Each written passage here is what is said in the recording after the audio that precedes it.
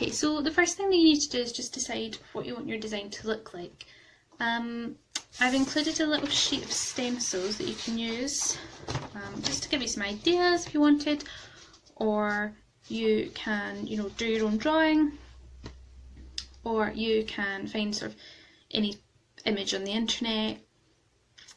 Just make sure that it's sized properly. So your silver is 40 by 25 millimeters. So these are all sized to that size. Obviously you can do smaller if you wanted to make sort of 2 little charms or whatever. Just keep the size in mind. I've just taken this little sausage dog off the internet, and I'm going to use that. It's just a little bit smaller. I'm just going to use, you know, an offcut that I've got. You should notice that your silver has this blue film on it. You can leave that on just now. That's just protecting the surface of the metal from getting scratched, so I would just leave that at the moment. If you're drawing your own thing, you can draw straight on to the blue film. I would recommend sort of using a fine liner if you can, rather than a biro. The only thing with that is it does draw straight on, but it also rubs off quite easily. So just keep that in mind, because when you're going to be piercing it out, it will start to rub off. You could just draw straight onto paper and then stick that on the same way we're going to do with the stencil. So it's up to you. So we're just going to cut this out quickly. You don't have to be too neat about how you're cutting it, just try and cut quite closely to the design.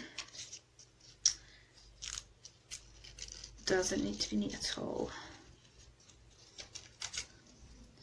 That's him ready to go, and I'm just going to stick it down. So I always use masking tape.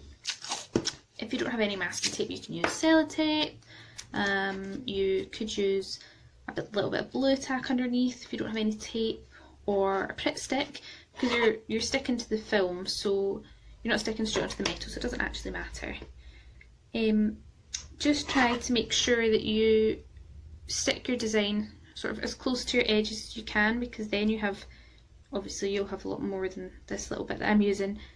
You can then use these other pieces for something, so it just kind of reduces waste, which is always good.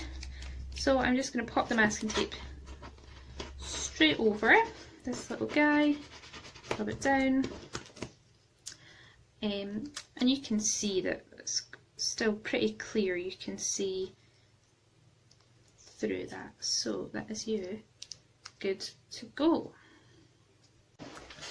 Okay, so once your design's ready and stuck onto the silver, you will need to take your saw frame, which this is mine here. It's slightly different in that it has a screw on the back. Yours don't, but it's basically just the same thing. You need that, and you need your little bundle of saw blades. So these come in packs of 12, so you should 12 of these, and I just need to take one of these out. So they come sort of held together with a little wire, so you can just take one of them out. So what I would always recommend to put your blades in is if you just come back from your desk a little bit, and there's a little right angle part on the top of your saw blade, so if you just sort of hook that around your desk and then push the end of the handle, just balance that against your sternum so that you have both of your hands free, and that way you'll be able to put the blade in without sort of dropping bits and whatever. So the blade is completely smooth on 3 sides, and then one side has the teeth on it. So there's a little diagram in your written guide just explaining what way round you want the blade to be. So basically, if you can see the teeth, they should be pointing downwards like a Christmas tree, like the way you would draw that. If you can't see them, you should be able to feel them. So if you run your finger down, that should feel nice and smooth. And if you run your finger up, it should sort of catch your skin a little bit. So that's catching on the way up there, so I know that this is the bottom of the blade. So the teeth should be pointing up towards the sky when you're putting them in, when you're set up like this. So this blade is the right way around and it's ready to just go into the saw frame. So I'm just going to set that aside. So you'll notice that there's 2 screws and they just hold 2 metal plates together. So if you unscrew the bottom one a little bit, back to our little setup, unscrew it a little bit and take your blade, place it between the 2 metal plates and just tighten that up nice and tight, just as tight as you can. And then at this point you can just check that the teeth are on this top part facing up towards the sky, and that it's nice and smooth when you run your finger down and it catches when you run your finger up. You can also have a little look at it and just check. So if I was holding it this way, the teeth will be pointing that way and downwards.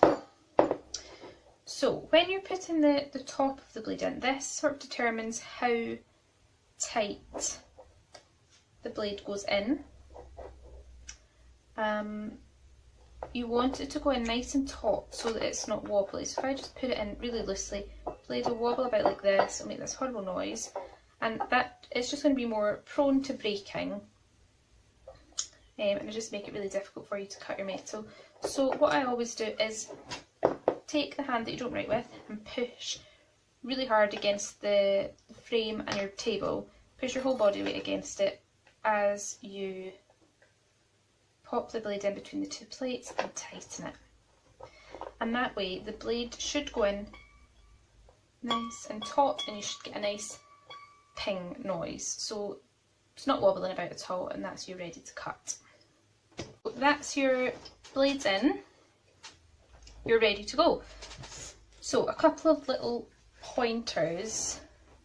First thing is that when you're cutting, always sort of just make sure that your metal's slightly over the edge of your table or your desk or wherever you're working, because if you're trying to cut and the piece is completely on the table, you're going to end up with a big mess of the edge of your table because you're going to saw into that as well. The other thing that I just want to mention is how you should hold the metal so that you're not going to, cut your finger.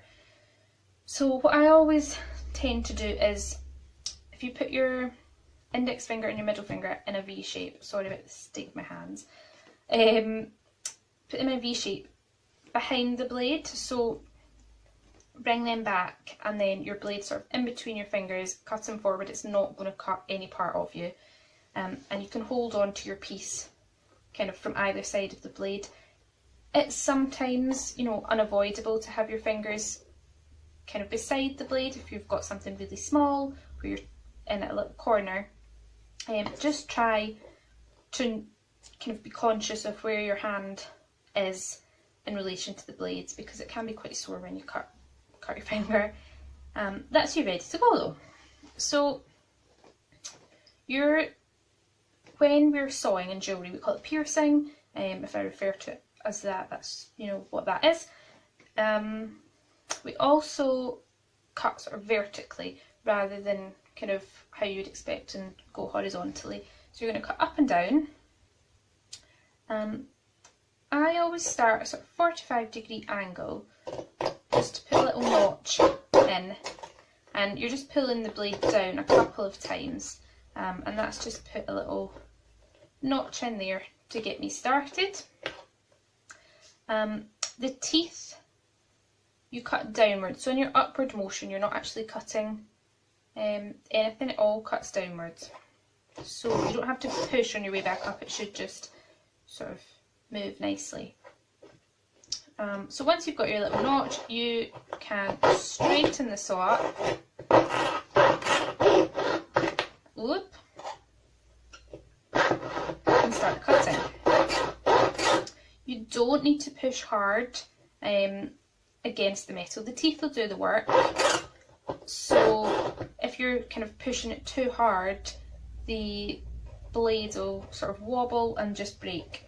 You have 12 blades, so don't worry too much if you break one. You can just sort of put it in again, make sure that it's nice and tight, and just be careful with how much pressure you're putting against the blades.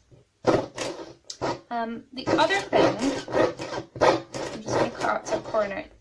If you're turning a corner or you're following a curve, I find it easiest to move the saw and turn the saw rather than turning the metal. Obviously if I was sort of cutting along a straight line and then immediately I want to turn left, if you just turn the saw, all you're doing is twisting the blade and it will just snap as soon as you try and move it forward. So the trick is sort of keep it moving up and down. You can sort of hear the difference. It's not cutting through anywhere, it's not going forwards. Keep it moving up and down in one place as you turn the saw. So up and down, and I'm just slowly moving the saw until I'm sort of cutting at an awkward angle, but it is now cutting straight that way, which is what I want. Once you've done, you know, a couple of strokes downward with the blade, you can then turn the whole lot so that you're facing forwards again when you're cutting. So now I've come up to another little corner and I want to go that way now. I'm just going to do exactly the same thing.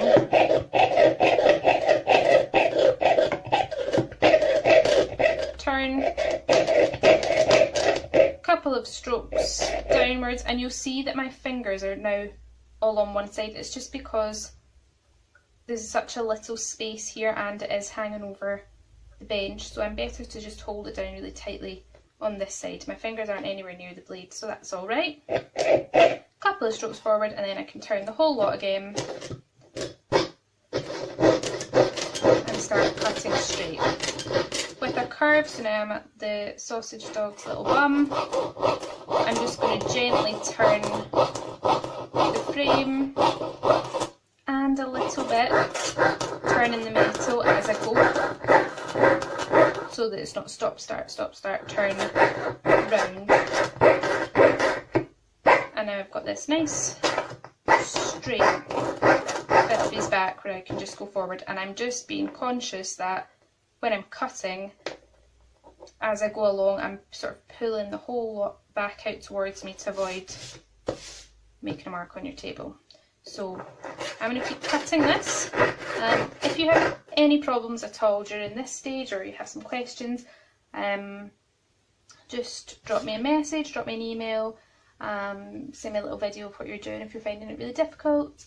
And again, the instructions are on the on your little typed guide if I'm just waffling on here and making absolutely no sense. So I'm going to keep sawing until I've got this whole little guy cut out.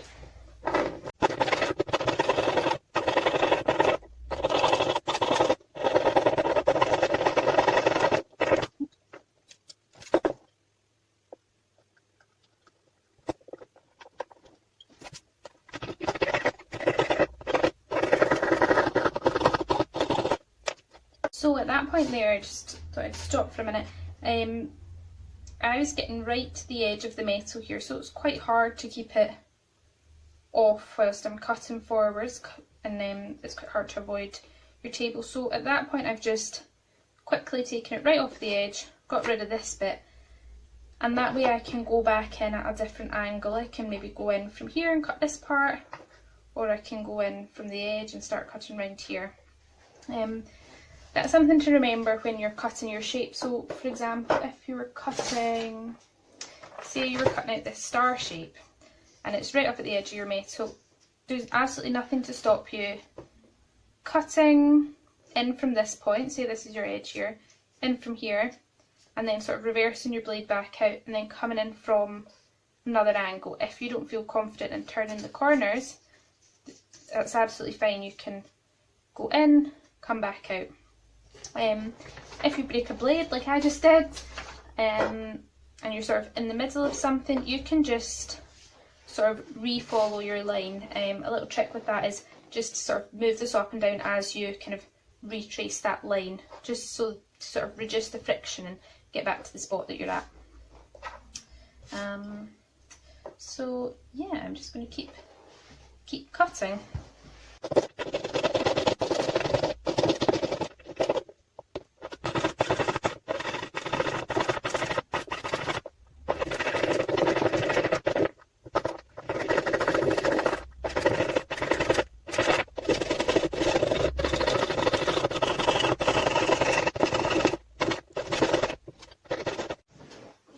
Okay, so I've just got to another little point at this foot. I've cut down and I want to cut that way, but there's just not really enough